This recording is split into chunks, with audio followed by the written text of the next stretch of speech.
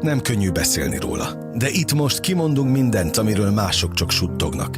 Egy podcast sorozat azoknak, akik csendben keresik a kapaszkodókat. Ez itt a No Panic, ahol Nagy Andrea minden adásban szembenéz a láthatatlan ellenséggel, és segít, hogy te is megtehesd ugyanezt.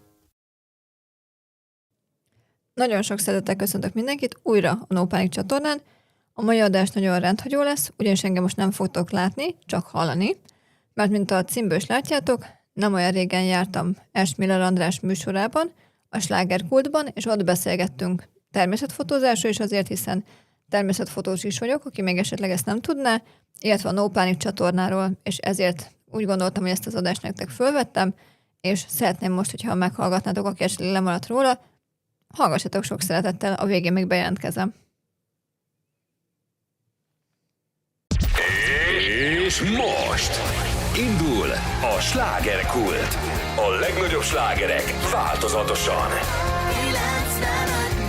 Sláger FM. Kedves hallgatóink, ahogy ígértem, hosszú szünetre most sem lesz idő. Már is itt vagyunk a Slágerkult második részével, és a tempó marad. Új vendég érkezik, új témával, mi pedig maradunk a kulturális élet aktuális és fontos történeteinél. Kedves hallgatóink, meglepetést ígértem, és igen, egy nagy meglepetés. Nagy Andrea, aki itt van most, fotós, természetfotós, meg hát egy nagyon komoly misszió képviselője, aki pánikbetegeknek segít. Örülök neked, hogy jöttél, nem először vagy ebben a műsorban. Igen. És reméljük, hogy nem is utoljára, mert hát egyrészt most kezdem mondhatnám, hogy a legaktuálisabb, de ami a kulturális programokat illetett, hiszen mégiscsak egy kulturális programajánlóban vagy. Természetfotó kiállítás, a harmadik lesz ez már, nem is akárhol, az arénában, itt Budapesten, az Aréna Mallban, úgyhogy szívből gratulálok ezért. Ez nagy dolog, hogy ezeket össze tudod hozni. Hát itt panaszkodik mindenféle művész, hogy nincsen kiállításra, te meg már a harmadikat csinálod. Igen, köszönöm szépen először is a meghívást, hogy itt lehetek. Hát nem ez a cél, úgyhogy azért örülök neked. No, ez még ugyan arrébb van egy picit, mert szeptember 19-e, de óriási dolog, hogy megint lesz. Megvannak már a képek? Nagyjából megvannak, de még ugye folyamatosan fotózok, tehát azért vannak még célok. Ja, hogy csináld folyamatosan. Így van. Ugye az ország különböző pontjáról viszek meg megint képeket, csak most megint más lesz a tematika, mint az első két alkalommal, és igazából ez a nagyobb kihívás számomra, hogy mindig más tematikát próbálok összehozni. Aha. Ugye az előző kiállításnál ugye az volt a rész nagynak a kiállít a témája. Igen, köszönöm szépen, bocsánat. Az volt a témája, ugye, hogy minél több kisvároskát bemutassak az országból. Hát itt Pesten jó, de jó, hogy elhoztad a vidéket. Így van. Ide a fővárosba. Most egészen más lesz a tematika, de mivel ez meglepetés, ezért ezt most annyira nem árulnám el. Okay. Annyit mondanék, hogy a 4 évszakkal kapcsolatos most a tematika, úgyhogy egy kicsit most arra megyünk rá, hogy... Bocsánat, izgalmas. Igen, de így is azért vidéki képek is lesznek bőven, tehát azért ezt nem hagyjuk el. Jössz-mész egyébként folyamatosan? Igen. Helyes. Ugyanaz a lendület van, meg a kedv, meg a hangulat benned, amikor fotózol? Vagy egyre jobb? Igazából egyre jobb. Tehát most már valami ismerősöm, aki azt mondja, hogy nálam már beteges. Tehát ez is egyfajta terápia, mint azt ugye beszéltük már, mikor régebben itt voltam nálad, és ez még inkább az lett. Tehát gyakorlatilag most már nem csak az van, hogy jó, hát menni kéne, mert fotózni kéne kellene az anyag, hanem ha azt érzem, hogy picit rosszabb kedvem van, akkor most már van, hogy azért könyvet is olvasok, vagy minden más eszközhöz is nyúlok, de a fényképezőm az első, hogy jó, akkor most hol nem jártam még, akkor menjünk oda, és akkor fotózzunk.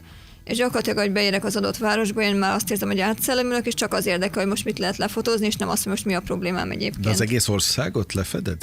Igyekszem. Még van egy pár szürke folt, de azért igyekszünk ezt megoldani. Óriási. No, hát azt mondod, hogy terápia, és igen, tényleg beszéltünk erről, hát minden művészet terápia. Így van. Nálad egyébként a terápiát azt pont a pánikbetegség miatt kell használni? Sajnos, igen. Mert te mióta vagy pánikbeteg? Hát pont idén nagykorú a pánikbetegségem, ezt szoktam mondani, ugye 18 éve. Komolyan? Olyan régóta? Igen. Hát ugye ennek is vannak hullámvölgyei, meg hegyei, tehát valamikor abszolút nem lehet észrevenni. Valamikor meg ugye vannak mélypontok, és igazából a mélypontokból az nagyon jól ki tud rángatni ez a fotózás is. De ezt nem tudták kezelni eddig nálad? Vagy folyamatosan kontroll alatt van, tehát azért odafigyelek én is. Járok különböző terápiákra is időközönként, csak ugye ahogy az orvosok szokták mondani, túl sok a beteg, túl sok az orvos, vagy túl kevés az orvos. Ja, értem. És nem mindig van arra kapacitás, hogy az embert, hogyha már jól vagy, akkor onnantól kezdve elengedik a kezedet, és akkor amíg nem vagy rosszul, addig oké. És ez jó, mert nekem is években mérhető, hála Istennek lekopogom, hogy amikor jól vagyok, az az időszakom. Tehát az is tart évekig. Igen, Jaj, igen. de jó. Úgyhogy Jaj, de jó. hála Istennek ez már így van. Na, örülök neki, és azért beszélünk, vagy ugrálunk a témákban, mert tulajdonképpen nálad minden mindennel összefügg. Igen. Tehát az, hogy van egy pánikbetegség, hát abból alakult ki végül is a művészet. Igen. Hát hiszen ezt terápiás célral, hogy elmondtuk, elkezdted használni. Hoztál nekem ajándékot, egy kis csoda szatyorkát, ami no panic, vagy uralhatod a félelmeid logóval van ellátva, és ez tele van mindenféle ilyen repi ajándékcuccokkal, no pánikos toll, no pánikos kitűző, hűtőmágnes, ebben minden van. Igen. Minden csuda, meg még ez meg Pohárra pohárra lát így van. itt. Szuper. Te csináltad a logót? Igen. Na, tehát van egy missziód, ez a lényeg, amikor segítesz mondhatom, mi sorstársaidnak? Igen, pontosan ez a lényeg. Igen. Hogy bevonulsz egy stúdióba, és akkor beszélgetsz tehát podcast sorozatot indítottál. Hasonszőrű, de hát nem csak pánikbetegeknek, mert szerintem ez hozzátartozóknak is zseniális, tehát akik érintve vannak, meg akik nincsenek is érintve, még sose tudni, hogy mikor lesznek, és nem kívánjuk senkinek, hogy természetesen érintve legyen, de hogy legalább legyen elképzelése arról, hogy ez micsoda. Hol tartasz most a folyamatban? Hát először is nagyon szépen összefoglalhat, köszönöm. Igen, pont ez a lényege, hogy nem csak a sorstársaimnak szeretnék segíteni, és hangsúlyozom, hogy én minden adásban is mondom egyébként, hogy itt a saját tapasztalataim alapján segítek. Tehát nem könyveket szeretnék én itt bemutatgatni, meg jó van, amikor ez is van, módszereket mutatok be, de a saját tapasztalataimon keresztül. És igen, az érzékenyítés is egy nagyon fontos része, hogy ugye a hozzátartozóknak is, vagy bárkinek tudjak ebben segíteni. A saját példámból is kiindulva, hiszen 18 év alatt rengeteg szólt, hogy akár egy kolléga megijedt attól, hogy most mit csináljon, ha én rosszul lettem, vagy akár egy családtag. És pont azért, hogy tudják jobban ezt kezelni, hogyha ilyet látnak, ne az legyen, hogy akkor ott hagyják, vagy a tévhiteknek megfelelően azt mondják, hogy jó, őrült, vagy hisztizik, vagy valami, amit tudjanak neki segíteni, akár csak egy szóval is, vagy bármivel. Ja, mert hogy ilyeneket megkaptok hamar? Igen, tehát azért vannak ilyenek. A tünetek miatt? Igen. Mert hogy gyakorlatilag egyrészt, hogy mindenkinek más a tünet együttese, de például nekem is van olyan pánikbeteg ismerősöm, akit, hogyha nem tudnám, hogy pánikbeteg, látom egy roham alatt, azt hiszem, hogy részeg, mert annyit látok, hogy szédül, dölöngél és összecsuklik. Aha. És ugye, bocsánat, de sajnos ilyenek az emberek, tisztelt a kivételnek, hogy akkor elmenjünk mellette az utcán, hogy jó van, részeg, majd akkor kiózanodik, lesz vele valami. És közben lehet, hogy csak egy pohár víz kell neki, hogy egy jó szó, és már ő is mehetne tovább a dolgára. Értem. No, hát azt mondtad, feljogosítottál, mielőtt bekapcsoltam volna a mikrofonokat, hogy elmondhatom a kulisszatitkait ennek a beszélgetésnek. Ugye sokat szorra jött össze ez a beszélgetés. Mi itt a Déli pályaudvarnál található a stúdiónk, te a főváros teljesen másik részéről jössz, a pesti oldalról, és hogy azért ehhez nagy erőfeszítés kellett neked, hogy ide át tudj jönni. Hát mivel jöttél? Metróval egyébként? Vagy nem, busszal? 2 trollival, meg egy busszal. Na, hát az, hogy a metrót elkerülje. Ja, értem, hogy az egyáltalán nem játszik. Mostanában nem, igen, és ez is például a pánikra egy kicsit visszacsatolva, hogy az egyik ilyen általános tünet, majdnem minden pánikbetegnél egyébként ez az utazástól való félelem. Aha. És igazából ez is, az, hogy idejöttem is egyfajta terápia, meg ez a határátlépés, hogy akkor egyrészt azért, mert veled nagyon jóban vagyok, és tényleg egy megtiszteltetésnek tartom, hogy itt ülhetek már másodszor nálad. Én is köszönöm. És ez is volt egy ilyen cél és egy motiváció, hogy de hozzád bejövök, és akkor így igazából így az egész úton ezt mantráztam, hogy nem lehetek rosszul, mert én most Andráshoz megyek. És de jó, így tehát akkor 3 átszállás. Így van. Na, remélem visszafelé meg az itteni élmények fognak Az biztos. Visszarepíteni az biztos. A város másik részére. De hogy mennyien vagytok? Van erre valami statisztikai szám? Hát ebbe az a legdurvább az egészben, én is ezt ugye, amikor elkezdtem a podcast sorozatot, elkezdtem ezeknek utána nézni. Statisztikailag, akik regisztrált pánikbetegek, az idézősen kevés, mert Magyarországon nincs még 200 000 sem, és ne is legyen. Viszont rengeteg olyan, nekem is az ismertségi körömben rengeteg olyan pánikbeteg van, aki viszont nem kér szaksegítséget, és éppen azért nem is tudjuk róluk, hogy pánikbeteg hivatalosan. Tehát azt mondják az orvosok is, hogy igazából a lakosságnak most már több mint a negyede pánikbeteg, csak nincsenek regisztrálva. Atyaik. Hát ami miatt most mi egyáltalán beszélünk egy rádióműsorban arról, hogy valakinek podcastja van, az egyrészt azért van, mert egy művész vagy, aki Ha jól tudom, ott is veszed fel a podcastokat? Igen. Ott az arénában bent. Igen. Mert ott van egy stúdió, amit én nem tudom, hogy ez bárki használhatja, ha időben Igen, időpontot kell foglalni, és gyakorlatilag onnantól kezdve teljesen ellátóan fölveszi magának az ember, otthon meg kell még vágni, tehát az utómunkát ott viszont minden nekünk kell tehát így ez egy társadalmi munka, amit te vállasz, igen. tehát teszed bele az energiát, a tudást, a tapasztalatot, meg az időt. Igen. Nagyon fontos.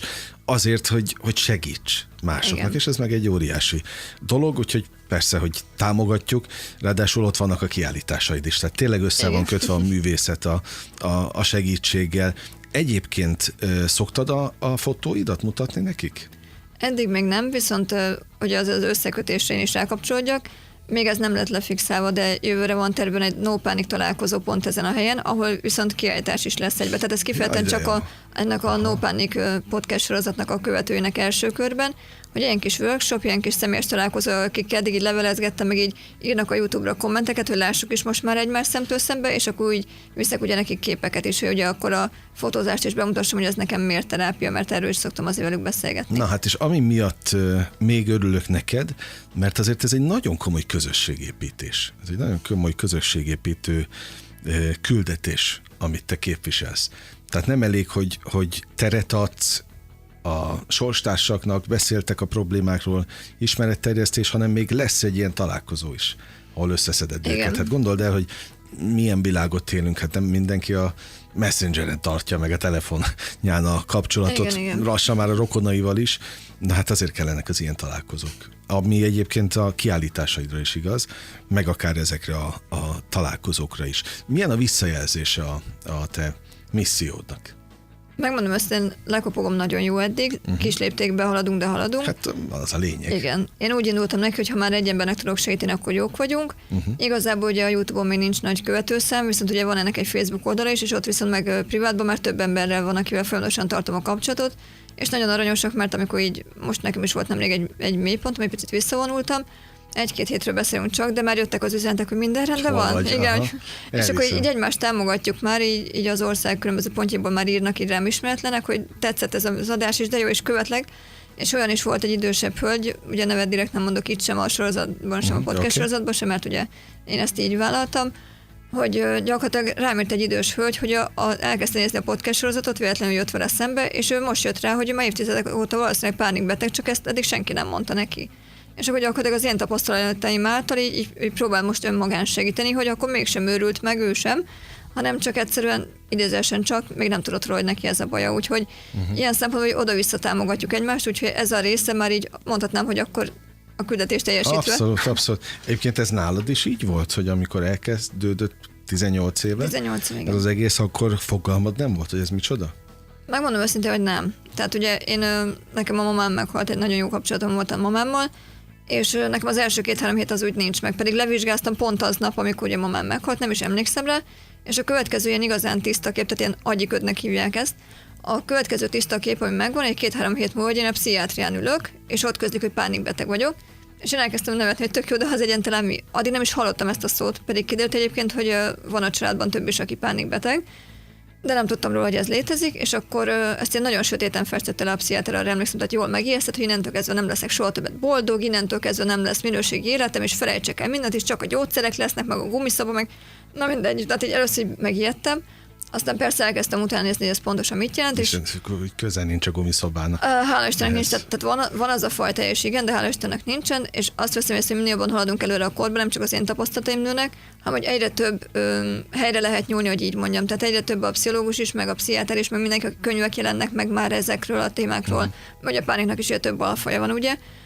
És gyakorlatilag egyre több workshopra bármire el lehet menni, hogy az ember saját magán is segítsen, hogyha éppen szaksegítséget úgy nem szeretne kérni, hogy most beüljön mondjuk egy pszichológushoz. És éppen az egyre jobban jövök rá én is, és ez az én csatornámnak is a lényeg, hogy nem feltétlenül kell ebbe belehalni, tehát sajnos van, aki igen belehal, de ez hála Istennek, ez nagyon lekopogom elenyésző. Világos, ritka. Igen. Most van az a lélektani pont, hogy mondd el, hogy találjuk meg a te csatornádat. Mit kell beírni?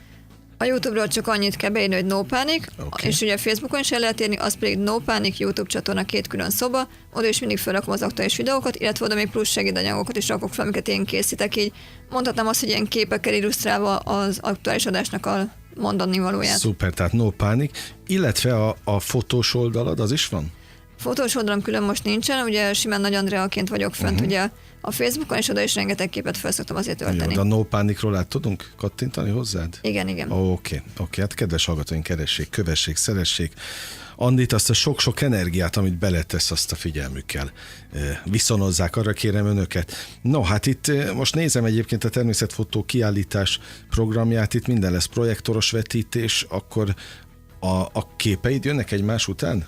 Így van, de azért fizikálisan is lesz kiállítva, tehát állványt is viszek azért, csak ugye most ez megint egy ilyen modernebb kiállítás, de a kettőt ötvözve az úgy bevált ugye az előzőben még is. meglepetés program is lesz. Így van. Ez valami fellépés? Nem mondhatom Na meg. jó, majd Gyere el kiderül. és meglátod.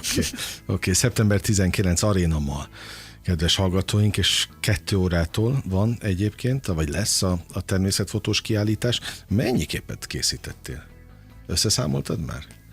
Hú, Ez több ezer, gondolom. hát több 10 000 most már Jaj, az már elmúlt annyi. évek alatt, tehát pont Az most, egész országot körbejártad? hát még nem minden, de azért különböző pontokat igen igyekszem úgy csinálni, hogy ne csak egy régióból legyen. Még azért vannak ilyen kis bakancslisták helyek, Hogy de választod ki a helyeket? Mi alapján döntesz? hát először ugye általában az szokott lenni, hogy amit így tudom, hogy a városról már hallottam, tehát hogy valaki mesélt, hogy itt jártam, ott jártam, illetve ilyen szempontból nagyon jó az internet, mert beszoktam néha írni, hogy ha mondjuk nincs kedvem messzebb menni, hogy legszebb kiránduló helyek Budapest környékén mondjuk. És akkor így kilistázza, és akkor onnantól megyek tovább, és akkor így igazából más fotósok által is szoktam nézni, hogy már ilyen is volt, mert úgy mentem el valahol kirándulni, hogy néztem a különböző fotós csoportokban, és benne vagyok, és akkor fölrakják, hogy hú, itt milyen jó fotókat lehet csinálni, és akkor megnézem, hogy hú, várjál, hol is van ez, jó, nincs is olyan messze, akkor lemegyünk. Úgyhogy Mi az, ami megkülönböztet téged a többi természetfotóstól? Kell, hogy legyen más szemléletmódod, látásmódod, vagy máshogy láttasd az adott helyet? szerintem kell. Megmondom őszintén, hogy mindannyian máshogy fotózunk. Valaki nagyon abban hisz, hogy fekete-fehér képeket kell, mert akkor az úgy retro. Nagyon sokan viszont telefonnal fotóznak, én viszont ugye rendes digitális fényképezővel Tényleg? fotózok. Igen, én ebben nagyon hiszek, hogy a fényképező az igazi, hogy én Az azért állítom van. be. Igen, tehát én állítom be a fényeket, mindent, és nem utólag ugye retusálgatok. Az is néha kell persze, tehát előfordul, de én nagyon abban hiszek, hogy inkább ott állok egy 10-15 percig, akár egy kis bogárka fölött, hogy én állítsam be a fényt, hogy jó, mint hogy utána utómunkával oldjam ezt meg, úgyhogy én eddig azt vettem észre meg a visszajelzések alapján, és ez az, ami nekem úgymond a különlegességem, hogy én nem abban hiszek, hogy okostelefonnal mindenben van állítva, és 2 kattintok, hanem én úgymond megdolgozok azért, hogy legyen egy jó kép. Ebbe is belefektetem az időt, energiát. Abszolút. De hát digitális, ugye, tehát annyit Igen, fotózol a kártyára, amennyit gondolom akarsz. Így van. Volt már, hogy egy nap alatt betelt egy egész memóriakártya, úgyhogy... De elszállni nem szállt el. Még nem, Nem azért, ne is szálljon, csak már hallottam ilyen sztorikat a Igen. pályatársaktól. Igen, ezért viszek mindig tartalékban mindent, amit lehet, hogy mindenre is felkészülök. Helyes. Tehát a nem a táj, hanem a természetfotózásban van külön kedvenc szegmensed? Tehát, hogy épületet? Vagy mit tudom én, tényleg a tájat szereted inkább? Hát megmondom őszintén, ami nekem nagyon nagy mániám, ugye én a virágokat imádom, azokon belül is inkább a tulipánokat, hogy minden színből kell nekem, tehát nem elég, hogy csak sárga legyen, meg csak piros, akkor kell szerezni feketét, akkor láttam, hogy valahol lehet kéket is, tehát minél több fajta, de inkább a virágok így. Illetve nekem ami nagy mániám, és ezt nem tudom megfejteni, lehet valami előző életből jön, vagy nem tudom, hogy vízparton legyen egy pad, és a kettőt együtt lefotózni. Mert az valahogy annyira egy ilyen nyugalomsziget számomra, hogy abból is annyiféle fotón van már, hogy egyszerűen a naplementében, most akkor ilyen pad, olyan pad, tehát, és ugye arra is odafigyelek, hogy persze nagyon fontos, hogy maga a táj egysége is jó legyen, tehát nem úgy kell képzelni, hogy most egy kuka mellett fotózok, vagy ilyesmi, tehát az egész egyben olyan hangulata legyen, hogy az ember azt érez, hogy oda le akarok ülni, és akkor egy kicsit úgy megnyugszok egy percre. Na, hát üljenek is le minél többen, mert hát kedvet csinálsz hozzá ezzel is, tehát azért ez egy komoly misszió a fotózás is, mert egyrészt tényleg kedvet csinálsz a helyekhez, tehát valaki Igyekszem. beleszeret egy-egy képbe, akkor utána valószínűleg el fog menni. Igen, volt már erre példa, igen. Hát azért mondom, hogy ahol még nem járt. Most egy picit ugrunk megint a No Pánikban, a vendégeid mit mondanak, hogy például őket mi húzta ki a mélypontokról? Ez változó, mert gyakorlatilag ugye van, akinek csak a szaksegítség segít, tehát hogy elmegy egy pszichiáter, ezért egy pszichológushoz. Ugye a kettő között van különbség, egyébként majd erről is hamarosan lesz egy adás a No Pánikon. valaki azt mondja, hogy önmagán tud csak segíteni, mint hogy én is igyekszem legtöbbször önmagamon segíteni, például egy fotózással, vagy valaki mondjuk verseket ír, ugye azt is szoktam én is, vagy valaki mondjuk énekel, tehát ilyen teljesen öngyógyító módon. Valaki viszont meg azt mondja, hogy ő neki azt segít, hogy eljár mondjuk csoportosan egy csoportterápiákra, és akkor úgymond a közösség ereje húzza föl. Illetve most már tényleg ott tartunk, hogy most már egy pár hónapja megy ez a No Panic csatorna, és van már olyan ismerősöm, pont a napokban üzent, és mondtam, hogy megkönnyeztem, és ebből fogunk csinálni egy külön kis podcastet, hogy kirakjuk, hogy ő mondta, hogy úgy kelt föl rossz napja, és neki No Panicot kell hallgatni. És képes volt az eddigi adásokat újra meghallgatni, hogy én mit mondok, és folyamatosan azt érezte, hogy hú, ez is most így ráigaz, hú, akkor ezt még nem próbálta, ő kipróbálja. Tehát gyakorlatilag a módszereket, amit most is hangsúlyozok még egyszer, az általam és nekem bevált módszerek, tehát ez nem készpénz, nem azt jelenti, hogy mindenkinek be fog válni, de amit esetleg még nem próbált, ő azt mondja, hogy kipróbált, és hú, ez most neki segítette az adott pillanatban, tehát van még egy mankó, ami ezt tud nyúlni. És igazából itt ez a lényeg szerintem, hogy egy kicsit így egy ilyen mankót adjak a sorstársaimnak, illetve amit te is mondtál, az elején is fontos hangsúlyozni, nem csak nekik, hanem a hozzátartozóiknak és a környezetüknek, nem hogy tudják, hogy mit csináljanak. Igen. Csomószor. Vagy ha kell-e bármit csinálni. Igen. Ez sem minden. Na hát én azt kívánom neked, lassan a végén vagyunk, mint jó társaságban, ugye hamar elmegy az idő, hogy tényleg minél több találkozási pont velük, minél több nézőt természetesen, meg hát hiszen együtt erősebbek vagytok közösségben. Tehát én biztos, hogy valami hivatalos forma felé vinném ezt az egységet, vagy próbálnám ezt az egységet valamilyen fajta, akár No Panic, mit tudom én, mi kell hozzá, egyesület, vagy nem tudom. Hát valami ilyesmi, igen. Már én is gondolkodtam ilyesmi. De a lényeg, hogy minél több segítőt köréd, akik ezt a missziót még jobban tudják támogatni.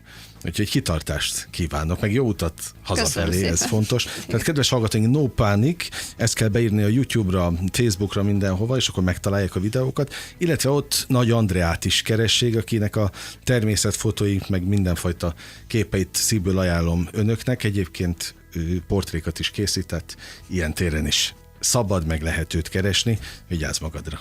Köszönöm szépen. És sok csillogó szempárt neked ott a Köszönöm. képernyők előtt, meg az arénában bent, az aréna malban, mert akkor nagy baj nem lesz. Tiéd is. Csillogni fog az örömtől. Az Kedves hallgatóink, Anditól most elköszönök, de önöktől még nem, mert folytatódnak a legnagyobb slágerek változatosan, és egy elköszönés erejéig még vissza fogok térni.